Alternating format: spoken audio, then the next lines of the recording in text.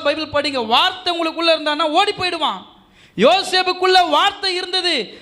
சகோதரர்கள் குழியில போட்டாங்க பிரதர், ஆனா ஆண்டவர் தூக்கி நிறுத்தினாரு. வித்து போட்டாங்க, அவனை காசுக்காக வித்துட்டாங்க, அடிமையா போனார் அந்த இடத்துக்கு.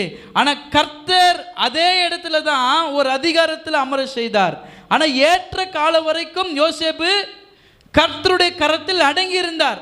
பாவம் வந்தது, இச்சை வந்தது, சரீரத்துக்கு விரோதமான போராட்டம் வந்தது, அதுக்காக தன்னை ஒப்பு கொடுத்தில்ல.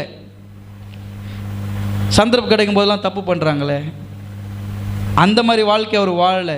சந்தர்ப்பம் கிடைச்சா கூட நான் ஆண்டவர் எனக்குள்ள நான் தப்பு பண்ண மாட்டேன்னு இருந்தார் அவர். அல்லேலூயா. சந்தர்ப்பம் கிடைக்கும் போதெல்லாம் நீங்கள் தவறு பண்ணி கொண்டு இருக்கிறீங்கன்னா எப்படி உங்களுக்கு ஆசீர்வாதம் வரும்? சந்தர்ப்பம் கிடைக்கும் போதெல்லாம் அப்படி கடைக்கா போயிட்டு வரீங்கன்னா உங்களுக்கு எப்படி நன்மை வரும்?